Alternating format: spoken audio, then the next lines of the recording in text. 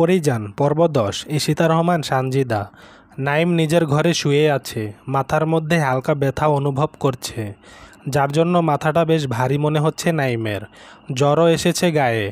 আজকে ওদের কেউই বের হয়নি, সবাই এখন নাইমের পাশেই বসে আছে। মিষ্টি ভীষণ ক্ষেপেছে পরীর উপর। ওর ধারণা পরী এ কাজ করেছে, কিন্তু কিছু বলতে পারছে না। ওর খুব ভয় করছে, এখানে থাকতে ইচ্ছে করছে না। তখনই ঘরে প্রবেশ করলো শায়ের। নাইমের দিকে এগিয়ে গিয়ে বলল, এখন কেমন আছেন? নাইম চোখ তুলে তাকিয়ে আলতো হাসল, জি ভালো। চেয়ার টেনে বসে শায়ের বলল, ভাগ্য ভালো যে আমি ঠিক সময়ে পৌঁছেছিলাম। রাতে জ্বরটা বেড়েছিল, ভাবলাম বের হব না, আল্লাহই নিয়ে গেছে আমাকে। আপনার কি মনে হয়, মানে কাজটা কি করতে পারে? আমার মনে হয় বিপক্ষ দল এ কাজ করেছে, আর নয়তো আপনার উপর কারো ক্ষোভ ছিল। আপনার সাথে কি কারো মনোমালিন্য হয়েছিল? নাইম মাথা নেড়ে না বলল। তাহলে বুঝতে পারছি না। বন্যার কারণে লোকজনও লাগাতে পারছি না। পালক বলে উঠল, জমিদার এবং ওনার ভাই এখন কোথায়? দেখছি না তো। ওনারা শহরে গিয়েছেন, দুদিনের মধ্যেই ফিরে আসবে। আমি এখন আসি। শায়ের উঠে চলে গেল। মিষ্টি বলল, আমি নিশ্চিত কাজটা পরী করেছে। পালক শায়েরের চলে যাওয়ার দিকে তাকিয়ে বলল, ছেলেটা অদ্ভুত, মেয়েদের চোখের দিকে তাকিয়ে কখনোই কথা বলে না। ওই অদ্ভুতের মধ্যে ভূত আছে। এটা জমিদার বাড়ি নাকি ভূতের বাড়ি বুঝি না। শোন নাইম, আমি আর কোনো কথা শুনবো না, এবার আমরা ফিরে যাচ্ছি। নাইমকে শাসিয়ে কথাটা বলে মিষ্টি। প্রত্যুত্তরে নাইম বলল, আমাকে পরীর সাথে কথা বলতে হবে। কাজটা কি সে সত্যিই করেছে? পরী আপার লগে দেখা করার কথা ভুইলা যান সাহেব। আপার পরাণ থাকতে বেড়া মানুষের সামনে আইব না। হাতে ফলের থালা নিয়ে ঘরের ভেতর এলো কুসুম। তারপর আবারও বলতে লাগলো, পরী আপা আমারে পাঠাইছে আপনাগো সব কইতে। জানেন তো আমাগো বড় মা আপারে কসম দিয়ে হ্যায় যেন কোনো পুরুষের মুখ না দেখায়, কিন্তু কেন কসম দিছে তা আপাও জানে না। আপনাগো কেউ অন্দরে গেছিল আপা জানে, কিন্তু হ্যায় আপনাগো ক্ষতি চায় না। এই গ্রামের মানুষ একে অন্যের শত্রু, তাই আপা চায় আপনাগো ক্ষতি না হোক। আর আপনাগো সাবধান থাকতে কইছে। রাইতের বেলা বাইর হবেন না, সবসময় শায়ের ভাইয়ের সাথে থাকবেন। কথা শেষ করে কুসুম চলে গেল।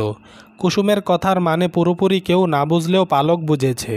ও বলল, তার মানে মালা বেগমের কসমের জন্য পরী কারো সামনে আসে না, এমনকি নিজের চাচার সামনেও না। কারণ কি? পরীর রূপ? নাকি এর মধ্যে অন্য কারণ আছে? বেশি ভাবিস না পালক, ওদের সম্পর্কে জানার দরকার নেই। আজ নাইমের ওপর হামলা করেছে, কাল আমাদের ওপরও করতে পারে।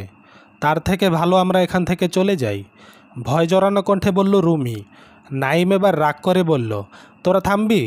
এক চিন্তায় মরে যাচ্ছি, আরেক চিন্তা ঢোকাচ্ছিস মাথায়। আমার মনে হচ্ছে কুসুম সব কথা বলেনি। এইবারের সবাই আমাদের থেকে কিছু আড়াল করছে। অন্দরে যা হচ্ছে তা সব কিছু পরীর মা জানে, কিন্তু আমার মাথায় যে ভাবনাটা ঢুকেছে সেটা হলো পরীর চাচা। পালকের কথায় শেখর বলল, বিয়ে করেনি তাই তো? তার বউ হয়তো মারা গেছে, এর জন্য আর বিয়ে করেনি। আর এসব ব্যাপার বাদ দে তো। আমরা দুদিনের অতিথি, বলতে গেলে কারো পারিবারিক বিষয় জেনে কি হবে? আসিফ বলল, সেটাই ঠিক, বেশি গোয়েন্দাগিরি করলে শেষ আমাদেরই বিপদ। কেউ আর কোনো কথা বলল না। নাইম ভাবছে, শায়েরের কথা শুনে মনে হলো ও কিছুই করেনি, কিন্তু কে করেছে? মাথা ফেটে যাচ্ছে নাইমের। অন্যদিকে পালক ভাবছে মালার কথা। মালা হয়তো অনেক কিছুই জানে, কিন্তু কি জানে? কুসুম ছুটে গেল পরীর কাছে। এতক্ষণ সব লুকিয়ে শুনেছে সে। পরীকে খবরটা দিতেই ছুটে গেল। পরীর সামনে গিয়ে হাঁপাতে হাঁপাতে সব বলল। সব শুনে পরী মুচকি হাসল, বলল, শহরে বাবুর পরীর লগে কথা কইতে চায়? এত স্বপন দেহা ভালো না কুসুম। পরী তারে কিছুই করব না, পরীর বাপে জানলে অনেক কিছু করব। একখান কথা জিগাই আপা, বড় আপা আপনারে কসম দিছে কেন? জানি না রে কুসুম, আমার মনে অনেক কষ্ট। সোনা আপার তো কোনো খবর নাই, রূপা আপা থাকতেও নাই। আমারে নিয়ে অনেক চিন্তা করে আম্মা। রূপ থাকা হইল অভিশাপ রে কুসুম। কন কি আপা, আপনি মেলা সুন্দর, যার লগে আপনার বিয়া হইব হ্যাঁ অনেক ভাগ্যবান। না রে কুসুম, রূপ আসিল বইলা সবাই সোনা আপার দিকে খারাপ নজরে তাকাইল। রূপা আপারে তো একটু থামলো পরী, ধরা গলায় বলল, আমার দিকে কেউ খারাপ নজর না দেয় তাই আম্মা কসম দিছে আমি যে কাউরে মুখ না দেখাই। পুরুষ মানুষের নজর খুব খারাপ, মন চায় চোখ দুইটা উঠাইয়া ফেলায়। কুসুম চুপ করে রইল। রাগে শরীর কাঁপছে পরীর। কুসুমের মনে হলো পরী বোধহয় কারো লালসার শিকার হয়েছিল, কিন্তু জিজ্ঞেস করল না, পরীকেই বলতে দিল, আজকের পুরুষ মানুষ সুন্দর কিছু দেখা মুগ্ধ হয় না, লালসার চোখে দেখে। সুন্দর ছুতে পাগল হয় তারা, হিংস্র থাবা দিয়ে সব সৌন্দর্য শেষ কইরা দেয়। আমার হাতে ওই পুরুষগো বাঁচার দরকার নাই। জানোস কুসুম, আমি একটা মানুষরে খুন করতে চাই, যে তিনটা জীবন নষ্ট করতে চাইছিল। চমকালো কুসুম। পরীর দিকে তাকিয়ে ভাবল, এত সুন্দর ফুলকে কে নষ্ট করতে চেয়েছিল? সে বলল, ক্যাডা আপা। মুহূর্তেই পরীর ভাব গতি বদলে গেল। বলল, তা দিয়া তুই কি করবি? আম্মা আইব কখন? একটু ভয় পেল কুসুম। এতক্ষণ তো ভালো করে কথা বলছিল, এখন আবার কি হলো? কুসুম বলল, কবিরাজ দেহান হইলেই আইব, তুই যা এখন। কুসুম কোনো মতে ছুটে পালালো। পরী জানালার সামনে গিয়ে দাঁড়ালো। এই মুহূর্তে রূপালীর কথা ভীষণ মনে পড়ছে পরীর। অনেকদিন দেখে না রূপালীকে। প্রিয়জন দূরে থাকলে বুঝি এমন কষ্ট হয়। পানি এলো পরীর চোখে। বোনদের খুব মনে পড়ে ওর, যাদের সাথে শৈশব কেটেছে আজ তারাই নেই। রাতে মালার অবস্থার অবনতি হলো। কবিরাজ দেখিয়ে কোনো লাভ হলো না। শ্বাসকষ্ট হচ্ছে মালার। জেসমিন মালার পাশে বসে চোখের পানি ফেলছে। পরীকে খবর দিতে না চাইলেও সে খবর পেয়ে যায়। জুম্মান গিয়ে পরীকে খবর দিতেই পরী ছুটল মায়ের ঘরের দিকে। পথিমধ্যে কিছু একটা ভেবে থেমে গেল পরী। তারপর আবারও ছুটল পালকের ঘরে। পরীর কথা শুনে ওরা সবাই ছুটে গেল মালার ঘরে। মালা তখন যন্ত্রণায় ছটফট করছিল। সবাইকে একসাথে আসতে দেখে জেসমিন আঁতকে ওঠে। পালক এগিয়ে এসে বলল, কি হয়েছে ওনার? আমাকে দেখতে দিন। জেসমিন বলে উঠল, তোমরা সবাই চইলা যাও, আপা এমনিতেই ঠিক হয়ে যাইব। পরী খেপে গেল জেসমিনের ওপর, বলল, বাধা দেন কেন?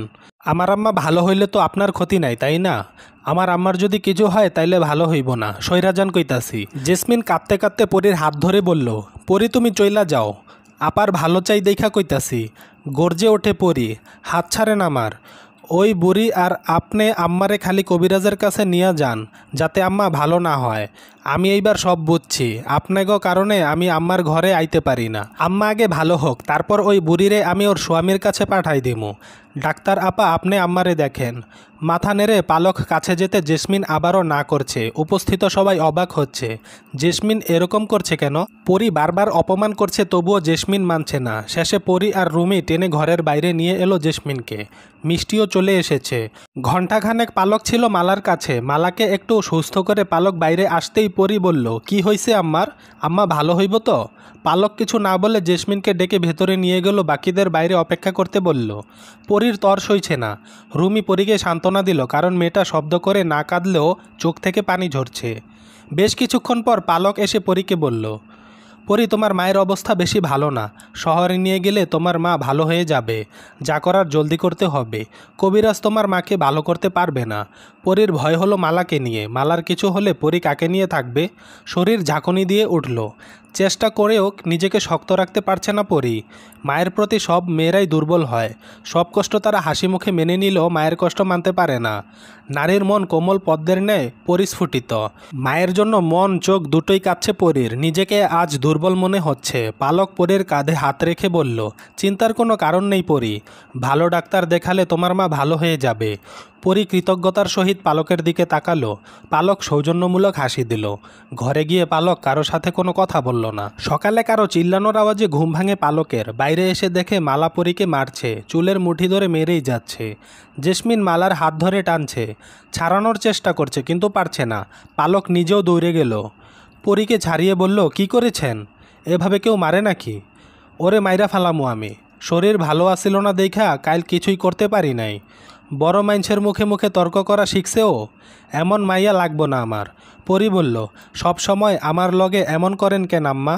আমি আপনার ভালো চাই দেখা মালা পরীকে থামিয়ে বলল, তোরে আমার ভালো দেখতে হইব না। তোর মুখ বন্ধ রাখলেই আমার ভালো। আল্লাহ এই কেমন মাইয়া আমার পেটে দিলা। মালা বিলাপ করতে করতে চলে গেল। পরীর আগে ফুসতে ফুসতে নিজের ঘরে চলে গেল। জেসমিনের সাথে খারাপ ব্যবহার করার জন্য প্রায় পরী মার খেত। আজও তার ব্যতিক্রম হলো না। মায়ের এরকম আচরণ পরীর ভালো লাগে না। আফতাব বিকেলে ফিরে এসেছে। কালকে আসার কথা ছিল, কিন্তু আজকে হুট করেই চলে এসেছে। মালার অসুস্থতার খবর পালক নিজে আফতাবের কাছে বলল। এও বলল সে যেন মালাকে নিয়ে শহরে ভালো ডাক্তার দেখান। নিজের পরিচিত একজন ডাক্তারের ঠিকানাও পালক দিয়ে দিল আফতাবকে। আফতাব দেরি করল না, পরদিন সকালে চলে গেল মালাকে নিয়ে। পরীকেও জানানো হলো না। চলবে। গল্পটি ভালো লাগলে অবশ্যই লাইক ও মন্তব্য করে জানাতে ভুলবেন না। নতুন সব বাংলা উপন্যাস ও গল্প পেতে আমাদের চ্যানেলটি সাবস্ক্রাইব করে পাশে থাকবেন। ধন্যবাদ।